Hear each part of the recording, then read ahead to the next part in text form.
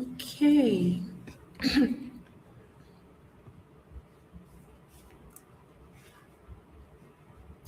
Good evening, everyone. Okay, let me join.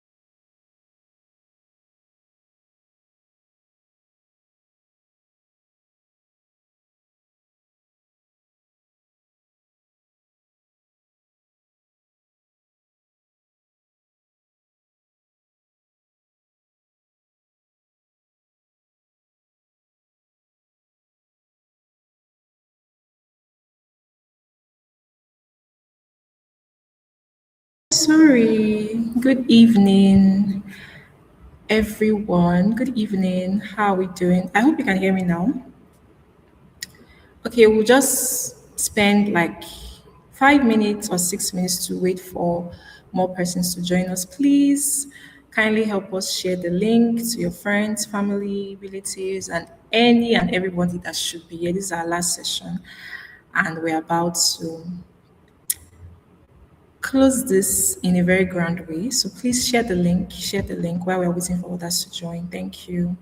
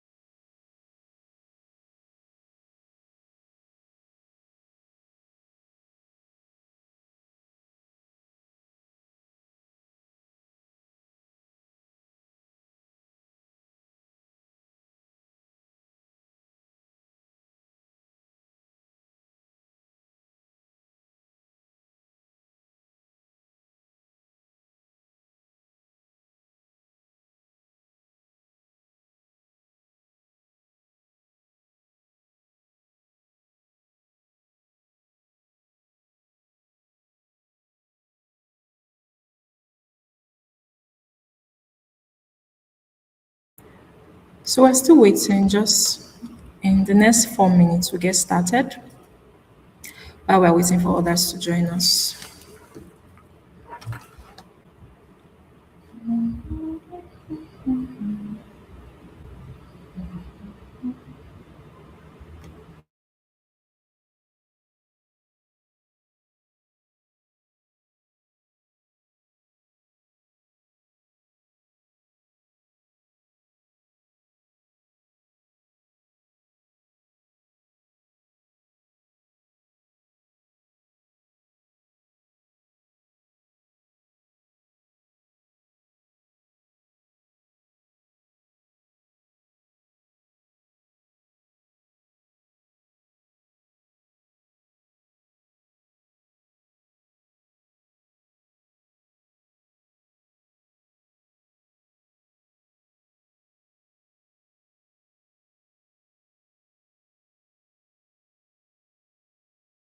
Okay, I can see some persons have joined us.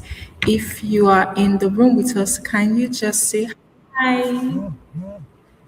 Okay, we're starting already. If you are here with us, can you just tell us your name and where you're joining us from? And just drop in some emojis to tell us how excited you are about this last session of the Becoming More conference. Okay, I'm waiting for our comments.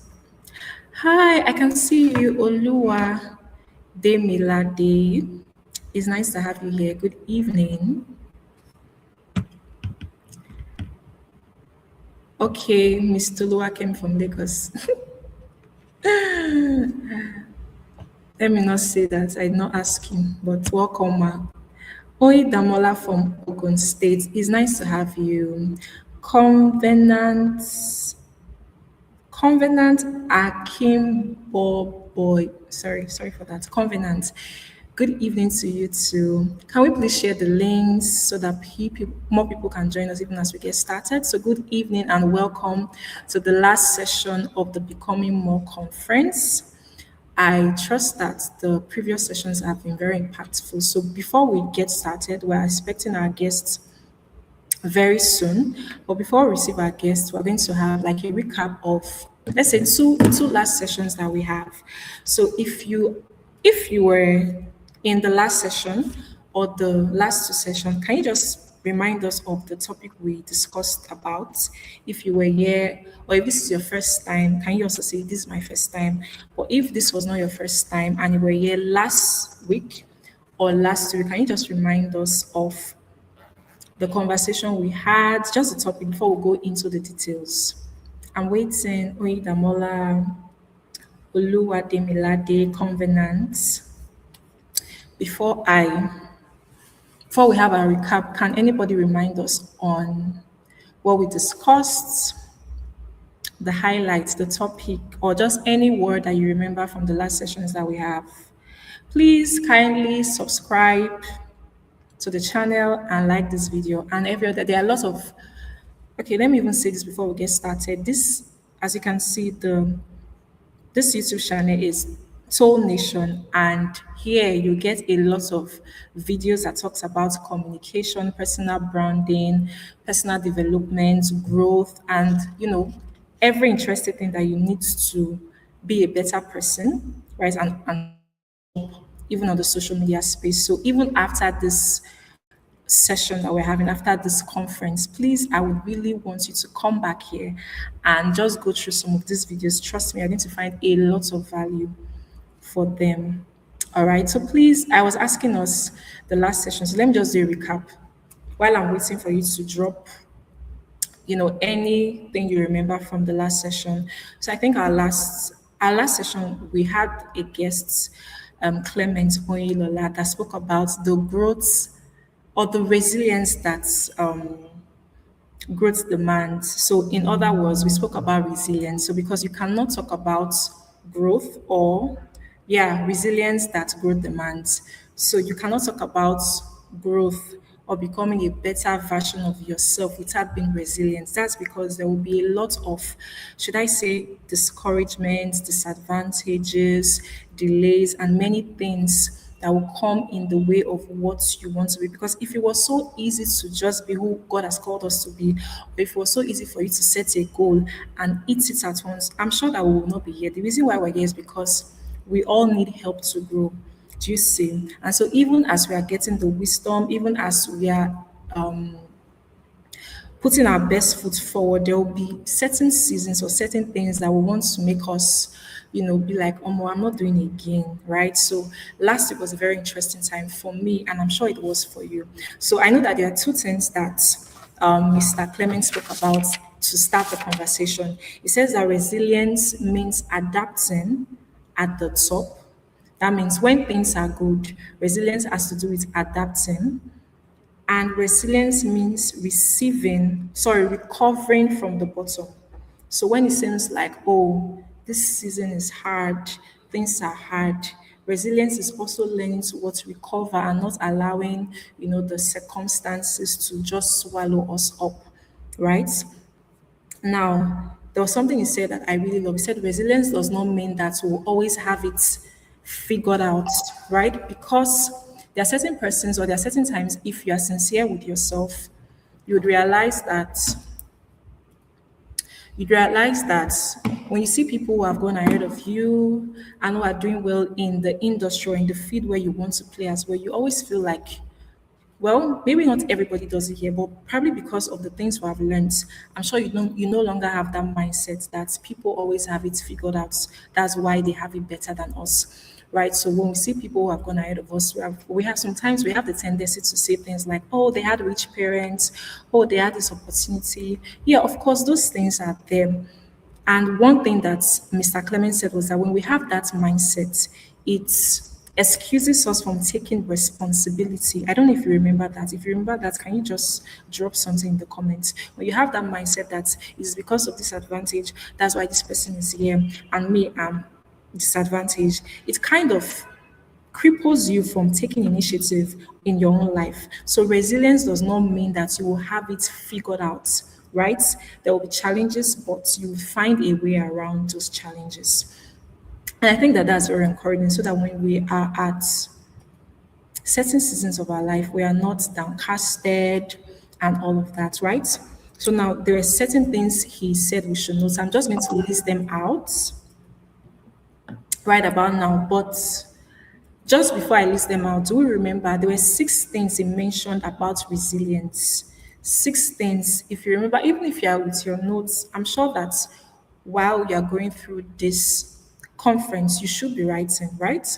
Because I mean, you should go back to also practice what you have learned. So from those systems, can we drop maybe one or two things I remember that we recall from that conversation? Which one of them stood out more for you? Okay, anybody. So I'm going to be okay. Are we here? Are we together?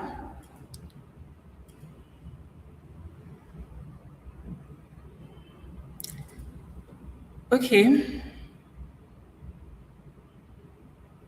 So he spoke about six things that we need to note when it comes to resilience. The first thing he said is that we must, okay, only Damalaya, yes. So can you drop one for us while I'm listing them? The first thing he said was that we must agree or we must understand the fact that life is a cycle.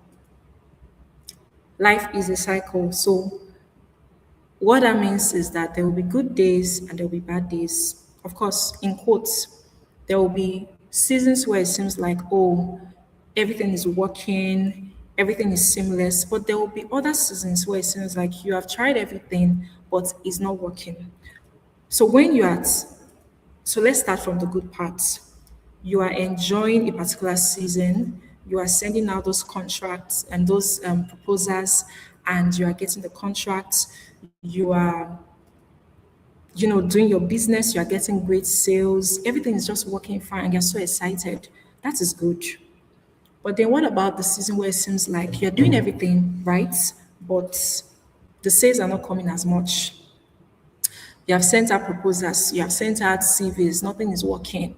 You know, that is the part where a lot of us get trapped with, oh, things are not working, I will want to give up. It is resilience that makes you decide not to give up, even in the face of adversity.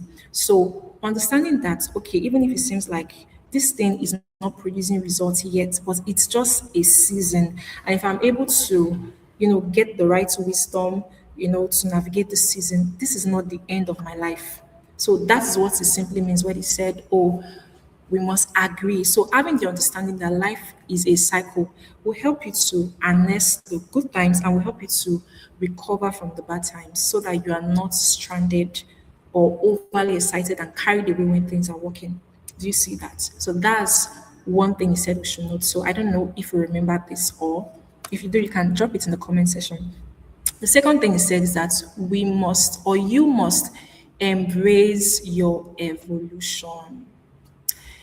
You must embrace your evolution. So it means that life is changing. As we can see, there are a lot of innovations. The way it was when you were in secondary school is not the same thing now, right? And it's not going to be the same thing in the next 5 years. So life is changing, everything is changing. You too, of course, it's not like you should change the person you are on the inside is primary. It is it's fixed already. Your identity should be core, right? I spoke about identity. That was the number 16 that I spoke about. I remember that, right? But let me not jump ahead of myself. But so imagine being in an industry, the way things were done 5 years ago is not the way things are done now. So if you want to be relevant, you have to what, keep evolving, right? You have to keep evolving. The people, the skills, and everything that you were using before might not be what you will need to enter into the next level of your life. So another part of resilience is knowing that, okay, I need to upgrade my skill. I can't keep doing the same thing and expecting different results. So if I've been doing this thing and it's not working or it's not producing well, then I need to what, adjust and improve my skills. So you must embrace your evolution. Like, I'm also talking to myself, right? So evolution should be part of your life. That's what we call growth. Growth simply means metamorphing from one level to another, improving, deliberately increasing, deliberately advancing so that you can be relevant even as times are changing. And I think, in fact, this one was very key for me, right? Because I think that a lot of times the opportunities that we are crying out for, they are on the other side of our evolution, right? I was talking to a friend recently, yeah, and we're just talking. She was talking about some skills that she has been wanting to learn, but because of some challenges and all, and she realized that the truth is that even in Nigeria, as much as we say things are bad, there are a lot of opportunities. Just that, do you have the skill set? Do you have the capacity to what?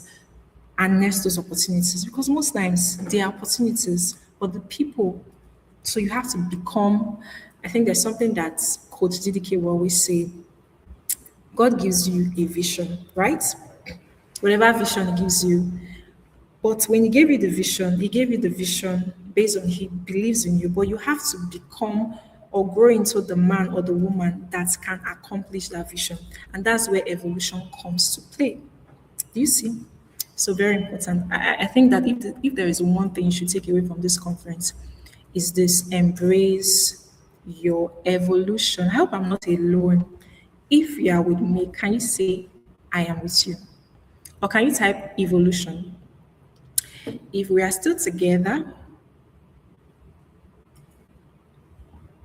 can you just type evolution?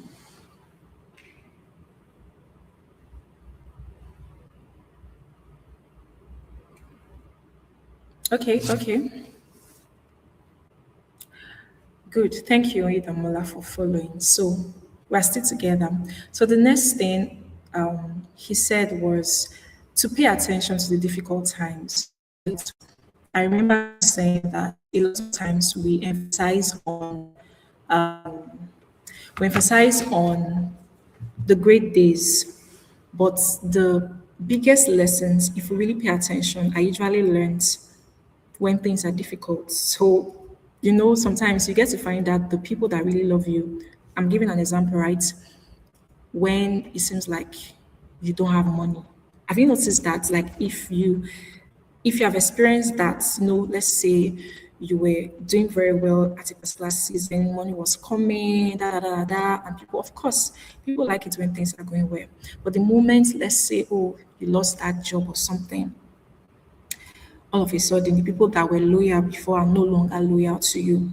So those are the times where you have to be more observant. So it's good even when times are good, enjoy it. But when it looks like times are hard, don't just sulk. I think most of the times we just sulk, we just complain. But the reason why we keep repeating the same cycle or repeating the same mistakes or falling into the same things, because when they happened before, we didn't pay attention to get the lesson so that we can apply it. Remember that life is in a cycle, right? That was one of the nuggets that I spoke about. So if life is in a cycle, it means that in every season I should be learning something that I can use to leverage on my next. Do you see that? So please don't forget this. pay attention to the difficult time.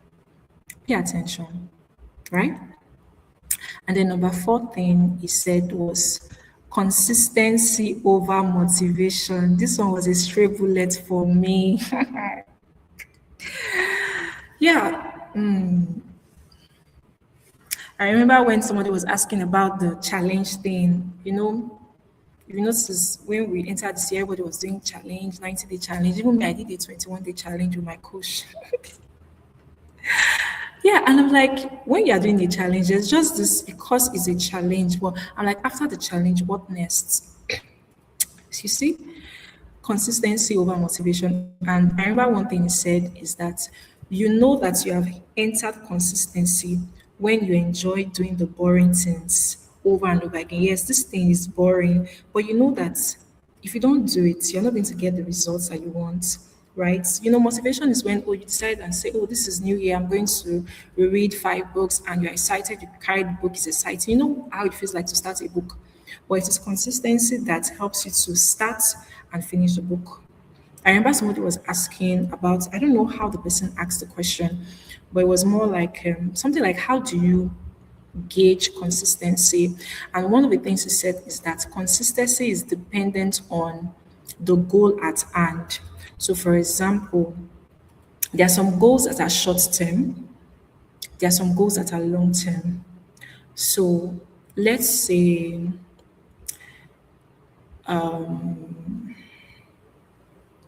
what example? Let me start with the long term example before I think of a short term example. So, for example, building a personal brand is not a short term goal, it's a long term goal. So, you cannot build a personal brand with just a 30-day challenge.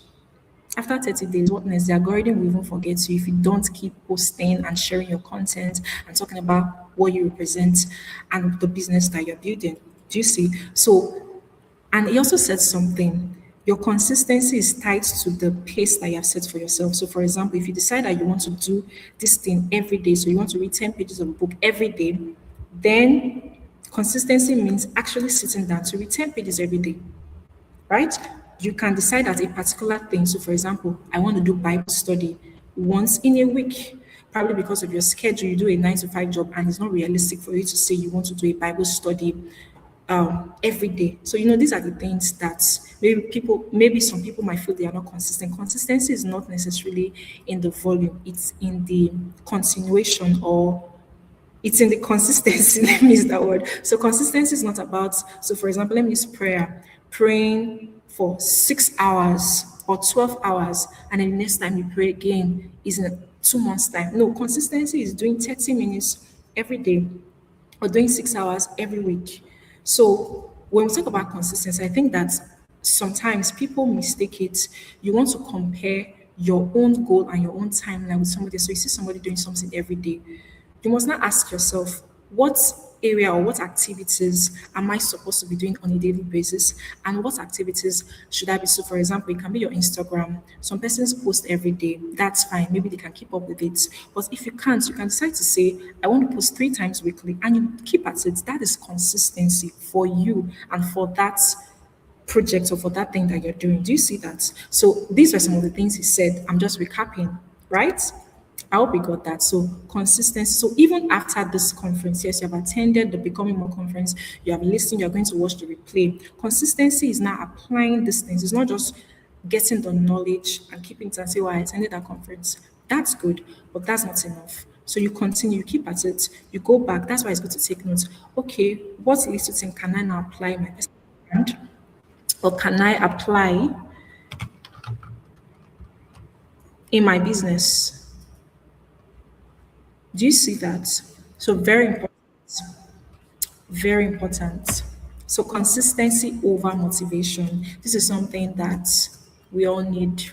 In fact, because the results that we are looking for, if we are consistent enough, we will definitely get it. We will definitely get it. Right? And then the fifth thing he said was be with the right people and have the right conversations. Be with the right people and have the right conversations.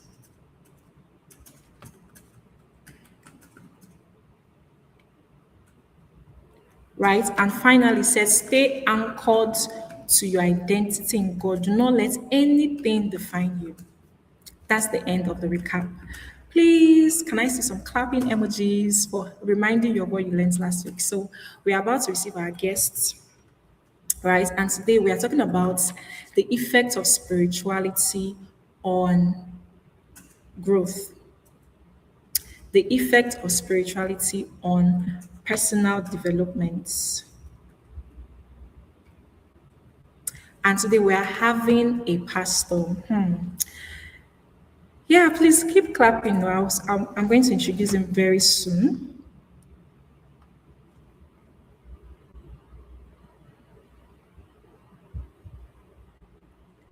Right? So, but before then, please remember the housekeeping as the conversation is going on. If you have questions, please, it's good for us to have questions for the guests. It's very important, right? Of course, I know that you might not have a question because you understand everything, but if you have questions, just pen it down. Then after the session, we take the questions for our guests. So today is going to be a very interesting conversation, right? So our guest is Pastor Victor Oba. So when Miss Tolua Kemi sent the names, let me just give you a background just before I read his bio. His bio is very brief, straight to the point, and I love it. So when Miss Tolua Kemi gave the names of the guest speakers, so of course I went to check because I didn't know any one of them personally, and I went to check on them on Instagram, right? So when I got to Pastor Victor's page, now his page, Instagram is either you're doing video content or written content. He has both of them, but I think they were mostly written content. So I was just going through some slides I had written. I think he usually has 10, just a minute.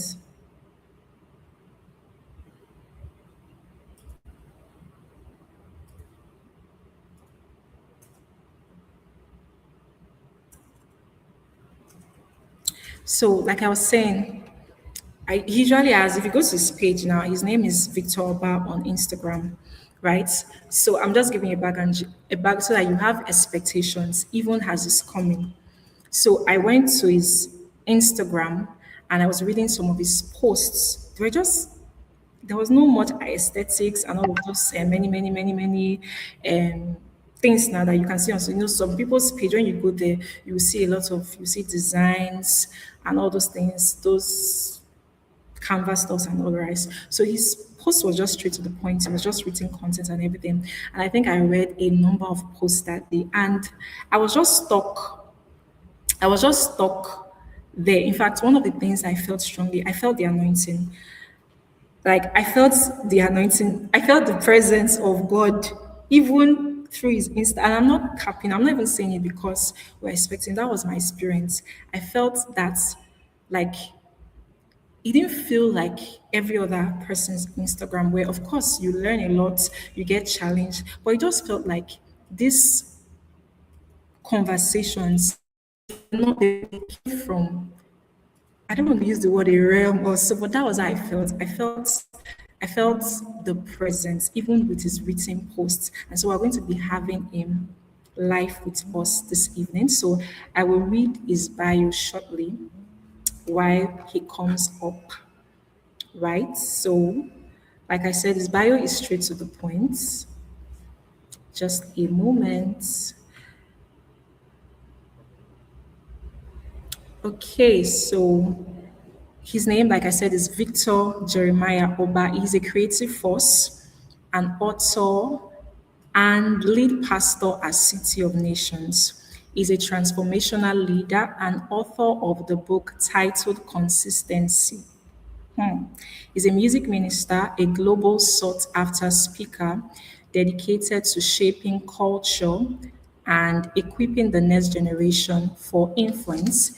He bridges the world of faith, media, and strategy. Do you see that combination? He's a pastor, media, and strategy. So everything in one, with a mandate to raise men and women into positions of power and purpose. The impact he has created over the years is a testament that greatness can begin from anywhere in the world. Ladies and gentlemen, please, with the clapping emoji with the drum rolls and everything, let's make welcome our guest for this evening. Hi. Good evening. So good to see you. Well done. Thank you all so much for having me. I just want to confirm, can everybody hear? And can everybody hear and see me? Just help me confirm that, please. Oh my God.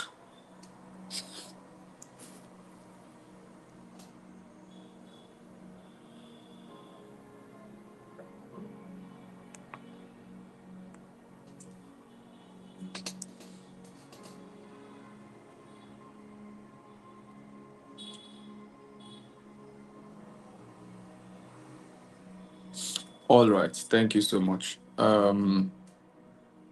Good evening, everyone. Well done. I think I've been following on some days some of the meetings, and I think this is an amazing one. Well done to each and every one of you. So I'm going to be sharing very, very quickly on. Let me first of all confirm. I think my designation is the role of spirituality in personal development, right? The role of spirituality in personal development, and I think that's quite amazing, especially because for many persons, um, let me just use this word, especially because as maybe Christians, as believers, we have that tendency to just want to always um, think that the moment you are a believer is not expected to take over mountains of influence, or a believer is not expected to think big. Sometimes you even find some people coming up with things like, are you not doing too much? Let me just ask, if you have ever encountered that before, where you had people make you feel like you are doing too much. Maybe in the comment section, can I just get a reaction in the comment section if you have ever experienced that before? All right, maybe somebody just made you feel like you're doing too much, and in your heart, or in the heart of your heart, you just felt like, I think what I am trying to do is normal, you know. And people always have that tendency, or people have that tendency. Yes, that's the word. People have that tendency to make maybe Christians and believers feel like you're not supposed to do as much as you're doing, or why do you carry this thing on your head? So that's the context of my conversation this evening, and I have about four major points to share. I have four major points to share that will just be like the anchor of our conversation tonight. There's a very profound text. I don't know if am I allowed to quote scriptures? But there's a reason I want to quote this text anyway. There's a very profound text in Luke chapter 2 from verse 40. If you read Luke 2:40 and Luke 2:52, right, you're gonna see how that the Bible actually tells us. This was speaking about Jesus Christ, by the way, right? The Bible tells us that Jesus Christ, as at the age of 12, he was already teaching, in the synagogue, teaching men in the synagogue, people that were older than him. He was already bringing them to the light of scriptures. But in Luke chapter 2, verse 40 and 52, we see that the Bible actually says, and the child grew and matured in age, in wisdom, in stature. All right. We see the same thing again in verse 52, right? In Luke 2:40 and 52, we see the same analogy that the Bible gives. It says, Jesus Christ, it says, the child grew in wisdom, in knowledge, in stature, right? And I think verse 52 said he came into favor with God and man. So my emphasis really is whether or not you like it, right? Personal development is not against spirituality, neither is spirituality against personal development. In fact, how we know that you are growing spiritually is that something is happening to your personal development. Part of part of spiritual growth is personal development. right? I used to give this example a lot. Has this ever happened to you before, whereby you were done praying, and as you were done praying, you just felt like arranging your house? I don't know if that has happened to any of us before, whereby you were done praying after you kabashed for like maybe 1 hour. You were done with prayers, and then you just began to arrange your house, right? Because again, any kind of spirituality that does not move you to improve yourself, any kind of spirituality that does not move you to demand much more from yourself, then maybe you are not doing it right, right? Maybe you're not doing it right. Every time we truly meet with God, something happens to us, right? Something changes in your spirit. Something mental happens. In fact, I've always said this before. I've said this quite a number of times. Um, God, the moment you begin to walk with God, it does not mean that your mind will become useless, right? Spirituality does not mean it will make your mind useless. In fact, it even makes your mind much more effective, because again, it is still God that created the mind. So God will not dump the mind because you have now become spiritual. Are you getting the balance? God will not dump your mind because you have become spiritual. Instead, He will use your mind at a higher level, at a higher frequency, because now you have become spiritual. Does not make sense? I think there's a man in history, his name is George Washington Carver. I think he's one of the presidents of the US. The moment he gave his life to Christ, in part of what he did, part of his body of work was to come up with about, if I'm not mistaken, I think he came up with about 1,000 types of drugs and 1,000 types of herbal use of certain fruits, certain fruits, plants, and all of that. His name, you can Google that, by the way. His name is George Washington Carver, one of the presidents of the US. So my point is, the fact that you become one with God does not make your mind useless. How we know that you have become one with God is because your mind becomes effective, your mind becomes pruned, your mind becomes very much effective because you have become one with God. So, like I said, I have a few points to share with us this evening, and then we're going to call it a day. The first thing I'd like to share is one of the things that spirituality does for you is to give you a sense of purpose and clarity, right? So, the first thing here is this: a sense of purpose and clarity. The moment you become one with God, the major things that happen to you, one of the major things that happen to you is that you begin to have a sense of clarity. You just know what God has called you to do. You see, and this is why spirituality is not being educated, right? Spirituality is not being educated. There are many educated people that still don't know what they are here for, right? There are many educated people that don't know what their purpose is. But what spirituality will do for you. That's why sometimes on this weight of scale, or on the scale of preference, some people, or it will even be better for you to find God than go to school and not find God, right? There are many people who did not go to school, but because they found God, life became much more meaningful to them. So the essence of spirituality is to me, is to live a life of meaning, right? So the moment we come in contact with God, one of the major things that will happen to you is that you begin to have a sense of purpose. You will have a sense of purpose. There were certain things that you were doing before that did not make sense. But the moment you give yourself to God, part of the personal development that happens to you is that you have a sense of purpose. You have a sense of clarity. You just know what to do. You just know what to do. You now even realize the value of your life. Let me tell you something. Not many human beings understand the value of life. This is so important. This is so important. You are so weighty an investment for you just to be ordinary, right? You are so weighty an investment for you to be ordinary. God was not making a mistake when He made you. God was not bored. You are not a creator. You are not a creation of boredom. You are not a creation of boredom. What that means is God was not just feeling like, oh, I'm not even doing anything today. Let me just create somebody. No. God, your creation is a product of the intentionality of God.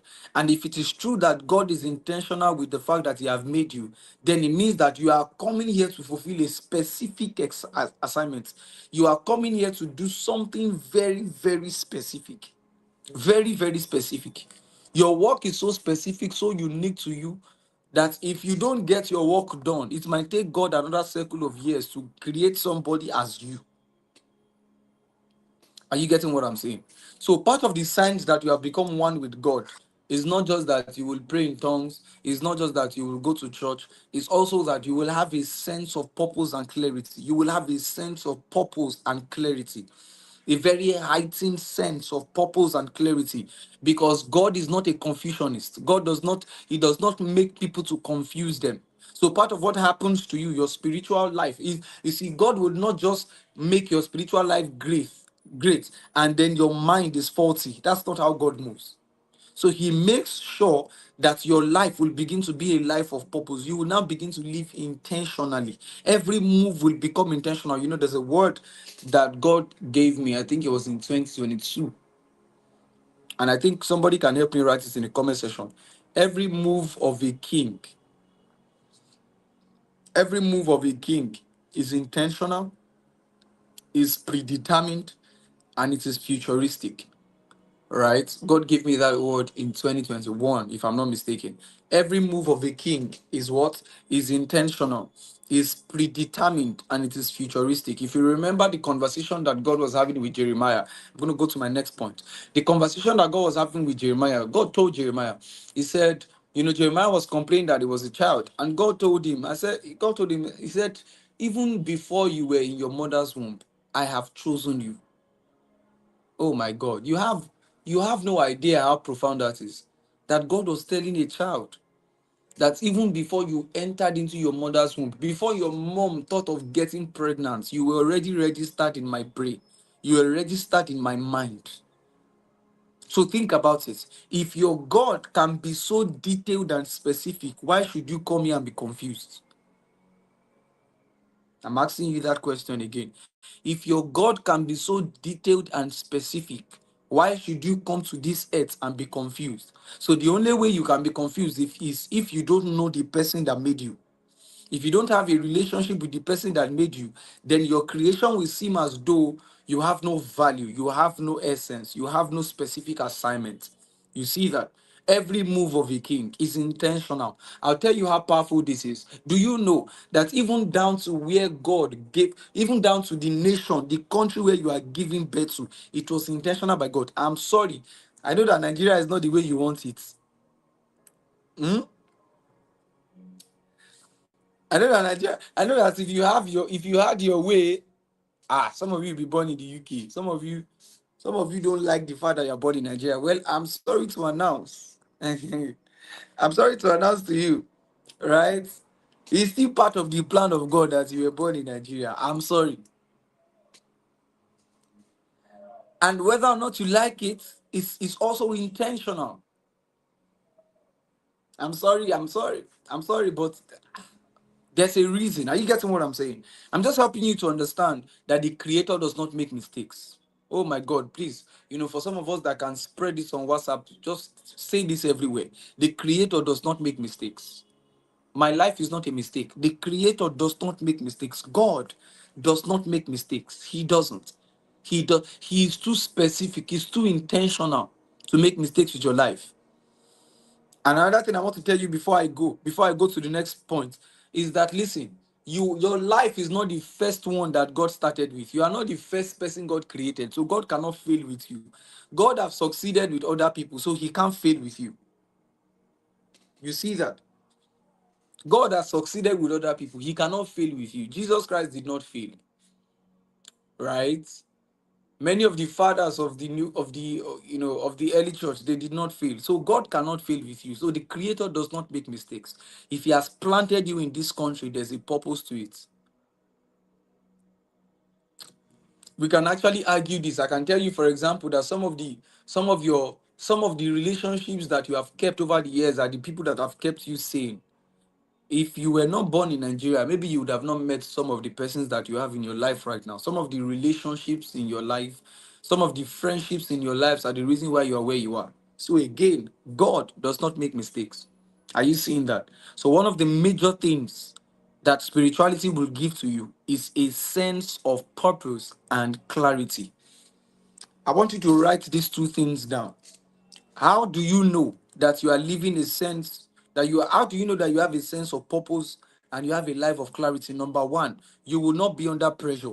Number two, you will not compare yourself with others. That's how we just know. It's very simple. It's a simple litmus test.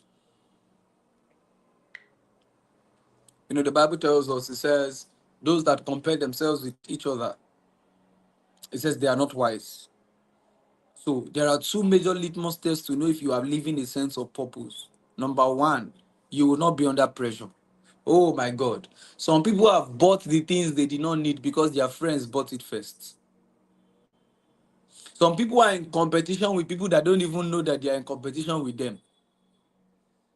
Right? So how we know that you are living a life of purpose is if you are not living under pressure, and then if you are not comparing yourself with others. You see that now. So number one, I said having a sense of purpose and clarity. Number two, and then another thing to add in that I said number one, pressure, number two, comparison, and then number three, distraction. Distraction. You can write that down also, distraction. A person who is living a life of purpose is not easily distracted. You are not easily distracted. You are not easily distracted. You know your assignments. You know your core things. You know the things that God has called you to do. Are you getting what I'm saying? And you are very focused at what God has asked you to do. For example, if God has asked you to stay on YouTube, you don't go on Instagram and start commenting up and down. I'm just using this as an example. You don't go on Instagram and start looking at people on Instagram. If God has asked you to stay on YouTube, you stay on YouTube, you grow on YouTube. If God has asked you to grow, in fact, I believe in something, right? There are people who say they are multi-potentialites. Hmm? And this is my disposition towards multi-potentialites. I believe if you are not good at one, God cannot multiply your talents by four. You see that now? If you are not good at one, God will not multiply your talents by four. Some people, I've always said this, I've said it, I say sometimes multi-potentiality is just a function of distractions. You are just distracted. Oh, sometimes it's true, you are just distracted. That if you are not yet good at one, how I know that before we qualify you to say, oh, you can do many things, is if you have succeeded with one. If you have not succeeded with one, why should we say that you are just trying to do many things at the same time? Yes. You're trying to do many things at the same time. So part of the proof of the fact that you are someone that can do many things is that you have become successful at one thing. So that's why you should not, some of us, you cannot afford distraction now. You cannot afford to be distracted now because you have not even built anything. You have not built one stuff. We don't yet know you for one. Until when you come to a point where we know you for one thing, that's when we can now say that you have become a multi-potentialite. I hope that made sense. Then number two, part of what spirituality is going to give to you to cause you to come to a point of personal development is a sense of identity and self-awareness. I hope you are learning anything this evening. A sense of identity and self-awareness. A sense of identity and self-awareness. This is so important. This is so important. This is so important. I think it was Miles Monroe that said, if you don't know who you are, you will think you are everyone else. If you don't know who you are, you will think you are everyone else.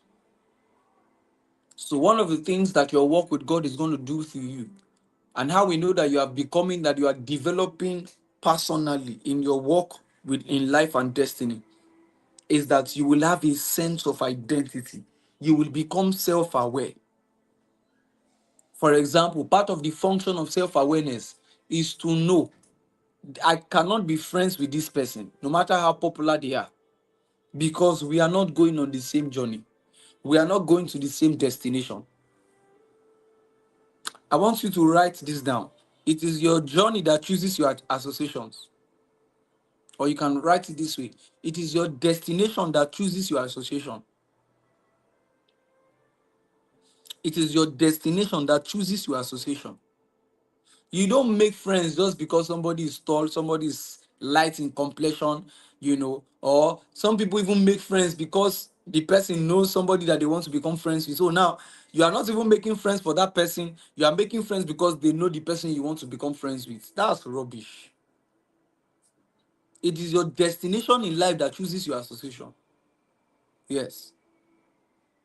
For example, I think there's a story that Bishop David Oyedepo used to tell many times. He said two friends met themselves, you know, at the airport, right? And it's been a long time since they've seen each other, right? And then in that story, be the fact that it's been so long that they saw each other, so they began to talk and say, "Oh, how is this person? How is this person?" One of them was going to Ghana. They called the boarding pass for Ghana. He forgot. He did not hear the boarding pass for Ghana because he was so engrossed in the conversation. Oh, how is this person? Ah, I heard that she has given birth. Ah, they got married last week. Yada, yada, yada. They called Ghana like 3 times. He did not hear. Guess what? The other person was going to China. They called China only once. He said, my brother, I'm so sorry. They just called my boarding pass. Let me just go. It was when that one was going for China. That's when he realized that they've called Ghana. Ghana has left. It's your destination that will choose your friends. So you don't just choose friends because somebody's looking good. You don't choose friends because somebody even has money. You don't choose friends because somebody is popular. You don't choose friends because they are famous. You choose friends because of your destination. So, and if you don't have a sense of self-awareness, you will not know how to choose the right people in your boat. You see that now. For example, when the Bible tells us in 1 Peter 2 verse 9, it says, "You are a city set upon a hill that no, sorry, 1 Peter 2 verse 9. Yes, it says, "You are a holy nation, you are a royal priesthood, you have been set apart unto by God." Now, that's your own identity. Anybody that does not have that same level of self-identity too, everybody that does not have that level of self-awareness, you cannot be friends with them. Yes. For example, if your friends are always complaining of sapa, sapa, sapa, sapa, there's no money, there's no money, there's no money. One day too, you will put your hand inside your pocket and you will not find money. Because that's the thought process of the people that you are associated with. So part of how we know that you are becoming, that you are developing your mind, developing yourself, developing your future, is that you will have a sense of identity. I cannot be found in this place because of who I am. I cannot be found in this place because of where I'm going to. And that's not pride. That's having a sense of identity. You see that? Another example of self-awareness that I'm going to give is Philippians chapter 4, verse 13, where the Bible says, "I can do all things through Christ that strengthens me." I can do all things. I can do all things. I can do all things, which means I'm not thinking in terms of lack. I'm not thinking in terms of need. I'm not thinking in terms of want. I'm not thinking in terms of impossibilities. I really can do all things, except the things that God has not asked me to do. If it is something that God has asked me to do, then I can do all things. This is how we know that your mind is developing. This is how we know that your mentality is changing. How can you say you are a child of God and you don't know what it means to start a project and finish it? I hope somebody's learning something this evening. How can we say you are a child of God and you don't know what it means to start a project and finish it? Do you know that that thing in and of itself is a sign? It's a sign that you are developing yourself. There are some people, all they know is to talk about something. If you see them dissecting a project now, they will talk about in the next 2 years we're going to go here. In the next 3 years we're going to start. We're going 2 weeks they never start anything. 3 weeks they've not moved the needle. They've never practically started anything as regards that assignment. But if you want them to talk about it, they can talk about it for 3 hours. That's not You are not developing yourself like that. You're not developing yourself like that. Are you getting what I'm saying? So part of what personal development does to you is to put your mind in that position where you know that things are possible for me. And this is a mindset to have. If you remember how that God was talking to Abraham, I'm going to make you a father of many nations. And maybe Abraham did not get it. Maybe Abraham was not understanding it. At some point, one day at midnight, God just called Abraham out. And God told him to look at the stars. He says, as far as your eyes can see. And that was the first time that Abraham really understood what it means to be a father of many nations. God told him, he said, can you count the sand on the seashore? I'm sure maybe Abraham even started counting. He started counting and then he got to a point, I can't count it. And God said, yes, that's the number of children you're going to have. You see that now? So part of how we know that you are developing yourself personally is to have a sense of awareness, to have a sense of identity. For example, when God tells us in Psalm 62 verse 6, it says, ye are gods. It says, you are a God upon the earth. When God was giving Adam the assignments in Genesis 1 from verse 26 to 28, he says, I've given you the grace. I've given you, he says, multiply, replenish the earth. That's the command of God to a man. So, oh my God, oh my God, oh my God. I think you will help me to write this, let it spread. God is not insecure with your greatness. God is not insecure with your greatness. God is not afraid that you are rising. God is not afraid that you are going to become great in life. No, he endorses your greatness.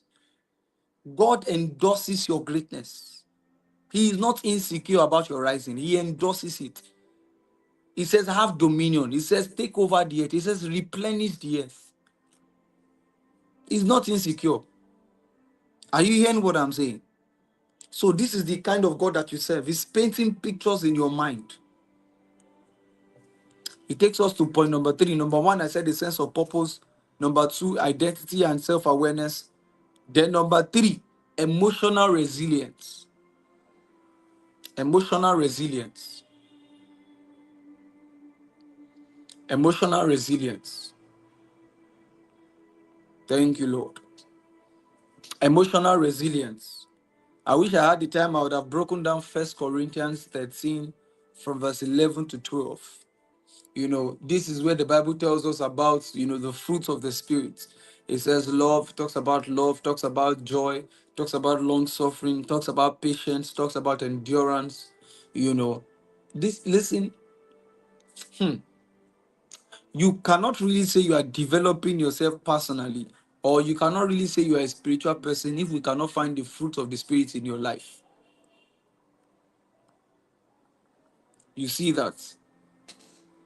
Because again, the Bible says in the book of Romans 11, verse 29, it says the gift of God is without repentance. So the average believer is looking for power. The average believer just wants power. They want, when I start to talk like this, let 100 people fall under the anointing. Let them know that I carry grace. I'm a man of God.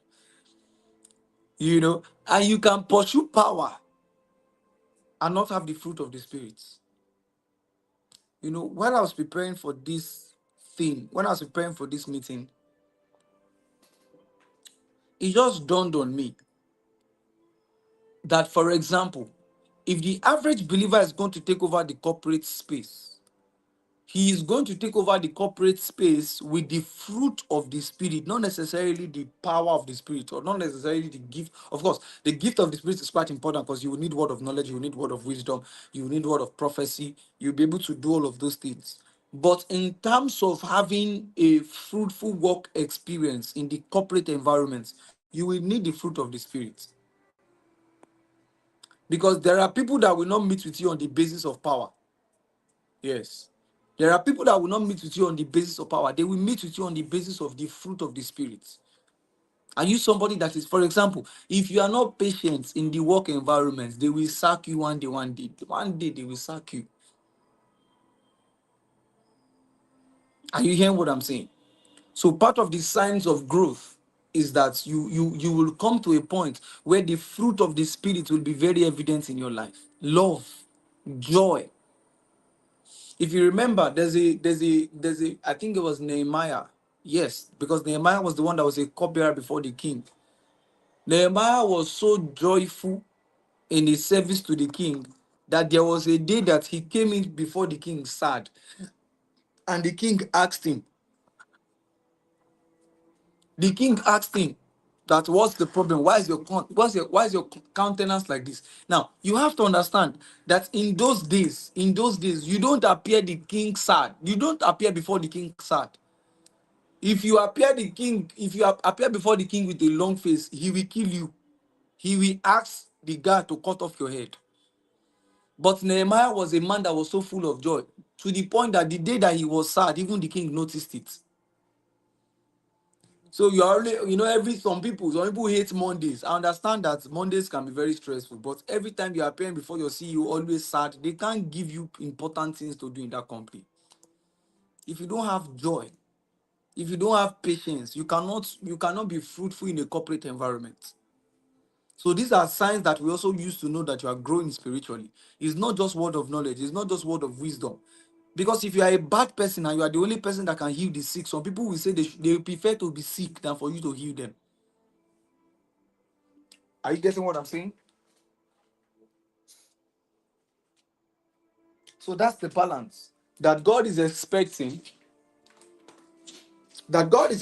from us, that you are not just somebody that will flow in the gift of the Spirit, but you're also somebody that will flow in the fruit of the Spirit. This is what it means to be emotionally resilient. You know, when we say things like, can you walk under pressure? It's not that they should now kill you, but it also means that you know how to move. If you I think part of the things that will give this point a lot of context is when you read the story of Daniel and when you read the story of Joseph. Just knowing how to move around the palace, knowing how to move in corporate environments, it's not just power, it's the fruit of the Spirit. You see that coming to a point of emotional resilience, inner peace is not that when your boss tells you something, you are ready to nod the guy. Hmm? So there's such a thing as emotional resilience. There's such a thing that just like Jesus, you can sleep in the storm because God has so worked upon your heart that you are not moved by what is happening outside. You are focused on what is happening inside. Because sometimes the move of God might not be visible, but it is much more eternal. You know that God is doing something on your inside. So you are not blown away. You are not distracted. You are focused. You are paying attention much more to what God is doing on your inside than what is happening on the outside. I hope you are getting something this evening. And then it takes me to the last point before we call it a day. Consistency and hard work. Consistency and hard work. Under emotional resilience, you can put Romans chapter 12 from verse 1 to 2, out that the Bible says that by the renewing of your mind. So part of what emotional resilience means is that God is working on your mind consistently. Because I want you to write this down. Spirituality is not an instant walk. Yes. Spirituality is not an instant walk. God works on us as we go. He works on us. He works on us as we go. This is so important. This is so important. That's why the Bible says, and by the renewing of your mind, the renewing of your mind, the renewing of your mind, the renewing of your mind. So it will not just happen suddenly, not happen suddenly. Are you getting blessed? All right. Let me just see if we are following this evening. Let me see if we are following this evening. Point number one is what?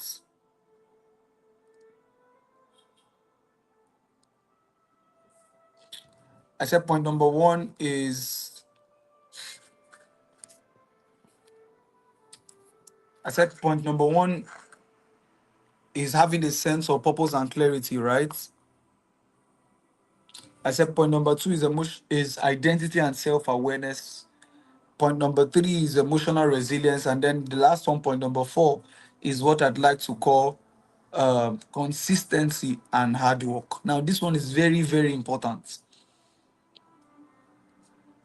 Laziness is not a spiritual gift. You can help me put that up. Laziness is not a spiritual gift. This is so important, too. This is so important. Laziness is not a gift from God. Let me put it that way. Laziness is not a gift from God. uh No man that truly follows God is supposed to be lazy. No man that truly follows God is supposed to be lazy. Because the Bible tells us of God, it says he walked on the first day, walked on the second day, walked on the third day, walked on the fourth day, on the fifth day, it was on the sixth day. That was the last day of work. And the Bible says that on the seventh day he rested. Right? So laziness is not a kingdom attribute. We are not lazy. We are not lazy. We are not lazy in this kingdom. We are not lazy in this kingdom. The Bible says that he will bless the work of your hands, not the work of your thoughts. He will bless the works of your hand, not the works of your thoughts. Like I was giving the example before of people that we talk from now to tomorrow. They will talk. This is what I want to do. This is how I'm going to do it. People will come. No, it is the work of your hands. It is the work of your hands. It is the work of your hands that God will bless. Are you getting what I'm saying? It is the work of your hands that God will bless. I think it's in the book of Second Timothy chapter 2, verse 15. You see where let me just look at that text this evening before. Second Timothy chapter 2, verse 15. He says, it says you are going to study. It says, study to show yourself approved. It says, study to show yourself approved. A workman, a workman. Study to show yourself approved. So part of the way that I know that you are developing personally, or you are developing mentally, you are developing in terms of your mindset in your place of work, not just in your place of work, because sometimes also, you see, many times one of the things I've also noticed. Oh my God, I think I have talked about this somewhere before, and I want to talk about it now again. Some people know how to work for others and don't know how to work for themselves. Did you hear what I just said? Some people, some people know how to work for others, but they don't know how to work for themselves. So the only places where they are productive at their place of work. Because now you are going there Monday to Friday, you know, you are forced to work, right? But when it comes to you working for your own life and your destiny, that's a different work. That one nobody pays you, but if you continue working on it, your life will become great at the end of the day. So there are people who know how to work for others, but they don't know how to work for themselves. Some people know how to work for church. They know how to work for their 9 to 5, but they don't know how to work for themselves. So that's why the Bible says, study to show yourself approved. Study to show yourself approved. It says, a work man, rightly dividing the word of truth. Now, it's not just ministry, it's for your own life also. Are you seeing that? Are you seeing that? What are your goals? What are your ambitions? What are the things that you told yourself that in 2 years you are going to do? In 3 years you are going to do? Go back to your journal and dust it again. Eh?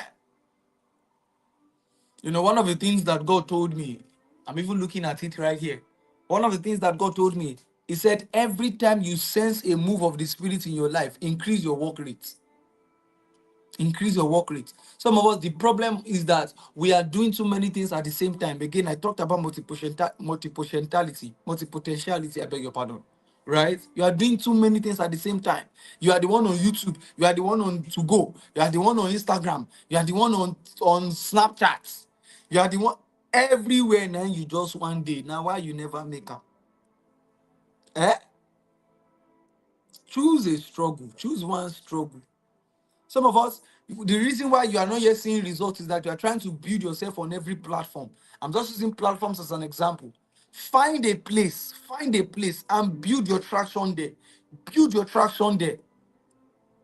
I'll give an example about my own personal brand. Many people might not know this, but as big, whatever way you want to call it, as big as you think I might be, I think that my name is quite big if I'm being humble. But there are only two social media platforms I have. WhatsApp In fact, it was even Tolu Akemi that told me that WhatsApp is. It was through her that I realized that WhatsApp was a social media platform. I didn't know. I used to think that WhatsApp is just like, your own space and all of that. But it was when I met with Tolu Akemi, I think in 2018, if I'm not mistaken now, that's when it was her brand that I met. I saw all the big, big things this lady's doing on WhatsApp.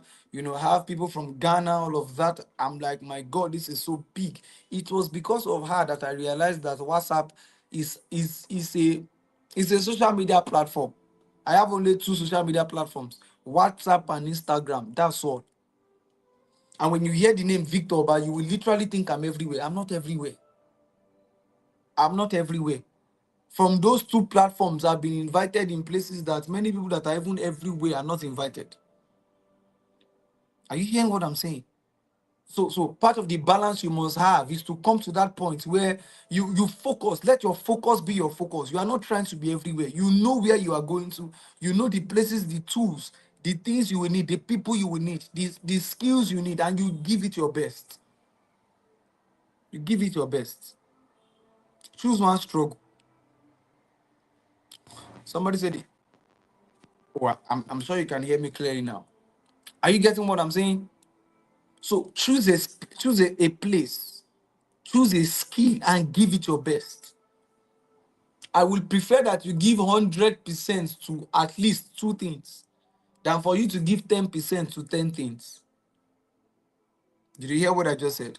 I prefer that you give 100% to two things than you give 10% to 10 things. So if you are doing as much as 10 stuff, even if five is too much, if you are doing five things, you might not even know which one is growing, which one is not growing. Are you hearing what I'm saying? So find a spot and build traction there. Stay there consistently. I've always maintained this my perspective that you cannot be temporarily good. You have to be consistently good. You have to be consistently good. Consistently good. I wrote it on my Instagram recently. I said some of us, our problem is that every AK market day you're already doing what's this thing now? There's a way we used to say this thing. I'm taking a break. I'm taking a break. I'm taking a 2 months break. You will come on Instagram, you will make noise, or WhatsApp, you will make noise for like 2 weeks. You will now say you're going on you will never make them. Eh? You never make them. You they go 2 months break. Break for you and who? Be careful. Be careful. Be careful. Be careful. Eh? So you cannot be temporarily good. You must be consistently good. Consistently good. When we come to your Instagram page, for example, the last post that you made cannot be last year. Why? And after you come, you say God has given you the nations. If I catch you, if I catch you, is this how you are going to take the nations? You're going to take the nations with last post last year. Except you are deceiving yourself, Sha. Except you are deceiving yourself. Except you are deceiving yourself. You see, there is one there. Let me just put this and then I'll close. There is one person that makes me realize that you don't have an excuse but to be consistent. And I'm going to just say this person's name.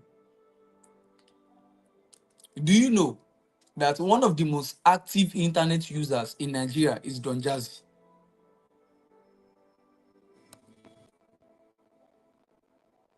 I want you to first of all agree with me. One of the most consistent, always online internet users in Nigeria is Don Jazzy. And then there is you. And Don Jazzy is a big name. Oh. Don Jazzy has done so much for himself. Oh. Don Jazzy should be one of the people that should be most busiest person in this country. And yet, you will never make am. Person we don't make am go dey active pass you. Some of us were not hungry yet. We are just, you are just, let me not talk. Some of us we are not yet hungry. Yes. You are not yet. There's this thing called desire. It's not yet a desire. It's not yet a desire. If it becomes a desire, you will increase your work rate. The moment it becomes a desire, you will do much more. Hmm? Any small thing, you hear some people, they will say they want to take a break. You will go for break of 2 months. When you come back from your break, from your break, you will stay online for 2 weeks. After you stay online for 2 weeks, maybe because you did not see any comments, you did not see any like, you will run away again. You are deceiving yourself. You have not started. You have not started. The moment it becomes a desire, you will increase your work rate. Nobody will tell you to see. Let me tell you something. The result, there's a level of consistency that is no longer about the results. Yes. It's no longer about whether somebody comments or somebody does not comment. You are now doing it, you are doing it to become a master at it. There is something called mastery. There's something called mastery. Mastery. Mastery. So you are consistent to master it. That if they wake you up at night, come and do this thing, you will do it and you will be good at it. So you're not consistent because you want to blow. No. You are not doing it because you want to blow. You are doing it because you want to be a master at it. That's the kind of consistency we should pursue. So whether somebody drops a comment, whether they don't drop a comment, no, you cannot be online because of comments now. Let's be honest with ourselves. You cannot be doing what you are doing because of comments. You cannot be doing what I have 68,000 followers. And I'm not exaggerating. I have become so good when it comes to increasing followers on Instagram. If I want to increase my followers on Instagram from now to the end of the year, I know what to do. I know what to do. So that's where you have come to a point of mastery. You're not doing it because you want to blow. Popularity is too small, the reason why we do what we do. We're doing it for legacy. We're doing it for impact. We're doing it for destinies. We're doing it for all the people that are connected to us. We're doing it for the clear to bring other people into clarity. We're doing it because God sent us to do it. We're not doing it because people will like us or follow us or subscribe to our YouTube channel. That's too small a reason. I hope with this viewpoint of mine, I've been able to convince you and not to confuse you that you have not started work. Oh. You have not started work. Oh. I've seen some people already laughing in the comment section. So I already know you have not started. So go and increase your work rates. Go and increase your work rates. May the Lord continue to expand you and to bless you. Thank you all so much for having me. Enjoy the rest of your nights and God bless you.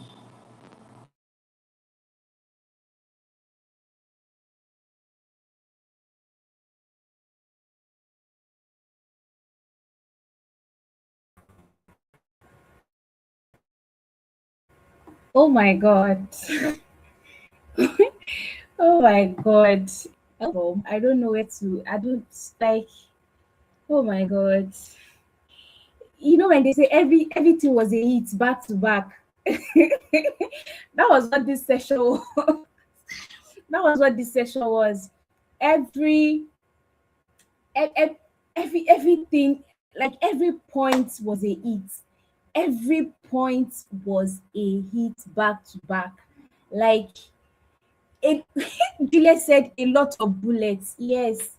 Even me, my table was shaking. It got to a point my table was shaking. Like I was like, just put my name on it.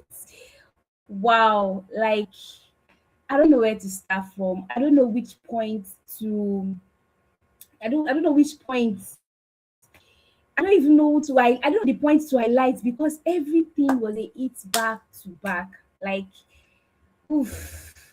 Mr. Pastor Victor, please, are you still there? Are you still with us? Are you still with us? Please, if you have any question, please drop your question. Please drop your question. If you have any question, let's just take at least one question. Let me know if Pastor Victor, are you still there? Like, oof. Was it when you talk about purpose? Was it when you talk about clarity? Was it when you talk about self-awareness? When you talk about emotional intelligence? Omo, oh deep. Oh, deep. I'm definitely going to come back to watch the replay of this session. Like the replay of this session is worth watching over and over and over again. It is worth watching over and over again. And I don't even know. I don't even know where to start from. I sincerely, my mind is trying to, and it's only one person. It's only one person that makes me feel like that. And that's DDK. And this is like the second person that is making me feel like this because I'm trying to like put everything together. Was it when he started talking about hard work? Okay, Mr. Victor, if you are not there currently, let me bring up Juliet. Juliet, let's have a conversation about this session. Juliet, let's have a conversation about this session. What do you think about it?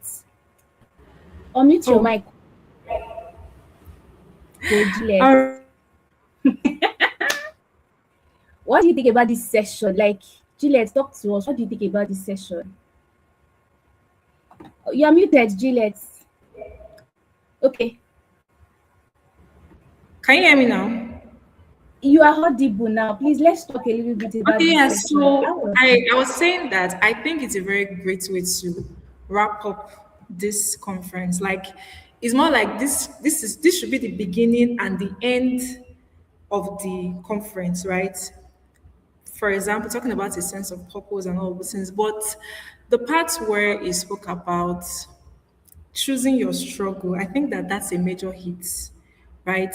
Having to go back. In fact, I think that after this session, everybody should go back, come back to the session again, properly go through it again, take notes, then say, okay, which area? There were many areas, for me. So which area am I lacking behind? So let's say the part of consistency, the part of taking break. Hey, Jesus. The part of just saying, Ellen is sitting, I'm overwhelmed, I'm tired. Oh And like my you said, god. I'm not even made it to. I'm the queen of overwhelm. So I'm like, okay, I'm getting the instruction to do better. So it's I don't know, it's a lot to take in. When he said, he said it's better to give 100%. He said it's better to give, how did he put it? He said it's better to give 100% to two 100% to things two things. than to give 10% to 10 Things. things. I'm Yeah. like, it was like he came for you. I'm a multi potential. Like it was like he came for us. It was like he came for us. Like it was like he came straight bullets. And then there was Yeah. something he said. My greatness is not catching God unaware. Like God is not intimidated by my God's greatness. not intimidated. God endorses my greatness. So if God endorses it, so why am I God, stopping myself? Or who can stop me? oh my God. Oh Or my why am God. I playing See, you know small what? if God has already For me endorsed my now, greatness? I'm asking myself something. I'm saying between May and December, what are the two things I want to focus on? Focus That on, I want to yeah. give 100%. So Mm-hmm. that by the time I'm entering 2027, I can be known for it. Yeah. Do you understand? Mm. Like, do you understand? Like, I want to give myself totally to something between May and December so that 2027, I will be known for something. Like, so if you are not known for something, it's because you are not actually putting your all into To that the thing. effort, Like, yeah. it is so mind blowing. It's like if it becomes a desire, you will increase your work rate. Ah, oh my god, Hmm. oh my god. Like I had to go and write it in the community that this section is fire. This section is fire. And I love So the fact that it is the last session. exactly, exactly. It is the last session. So it's like these are the final words. These are the final words. Is the popularity is too small to be the reason we do what we do. Hey, Jesus Christ on Nazareth. And I think another part where that really caught my attention. Can you hear me? Please go Was ahead. when he was talking about like social media platforms. You know, most times you want to be known on only your WhatsApp, Instagram, Facebook, TikTok, everything. And you know, like you're not trying to batch create content more. What's the word now? Repurpose content here and there. But imagine him saying he's just on WhatsApp and Instagram. But even with just Instagram, is effective even more than people that are spreading. Of course, I know it's possible to be able to be effective on like various social media platforms, but I'm just like, especially for someone that is starting out, I think that's a good thing to pick. So if you are just that and set something for it to be sure that you are truly a multi potentialist, you're not just making math, is that you have become good at a thing. So we are now sure that okay, this one, not that you are struggling here and you're not saying that that means you're deceiving yourself. And one thing he said, don't deceive yourself. So please, man, be true to thyself. And I think that's just a very good one for me. Like, that's so profound for me. That's so profound for me. So, trying to round up this session, there was also something he said that really stood out for me. And that was when he was talking about the fact that it is your destination that chooses your association. It is your destination that chooses your association. Who are you associating with? So you can't, and that means you can't truly associate with the right people if you are not clear on what your Yeah. destination is. True. So that means the first thing is to ask yourself, where am I going?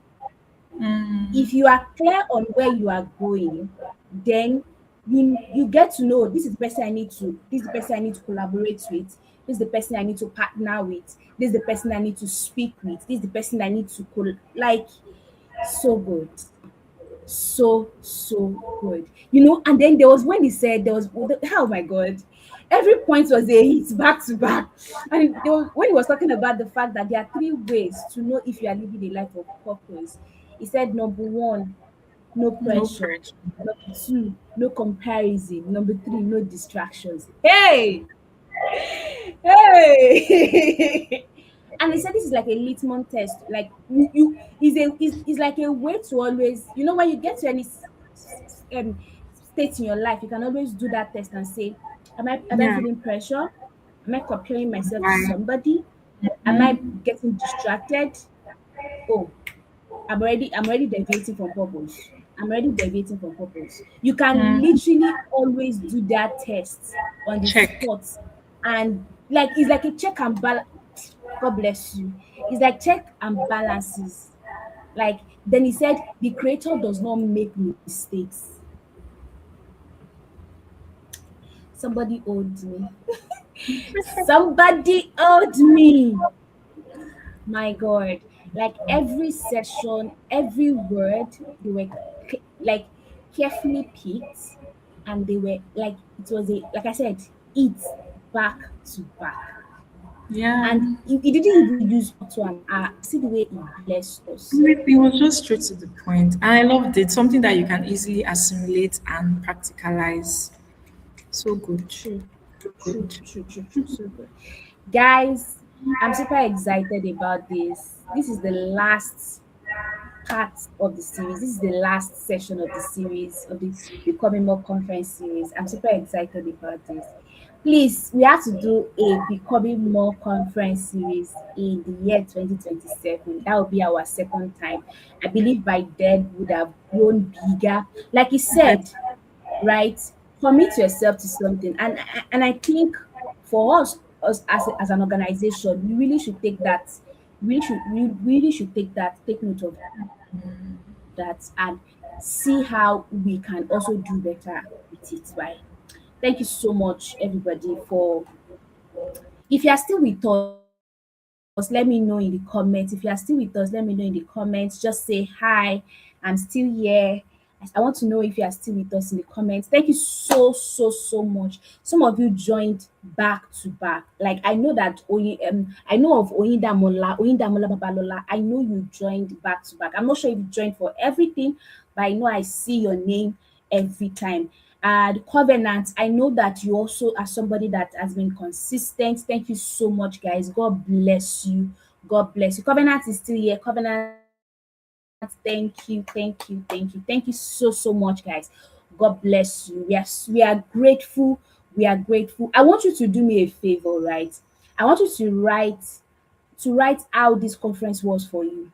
You can write it in an Instagram post as a carousel post, or you can write it in a LinkedIn post. But I want you to do something. I want you to write about how this conference was for you. And I would love to read it. I would love to repost it on my platform. And I would love to share it. Like, thank you so much.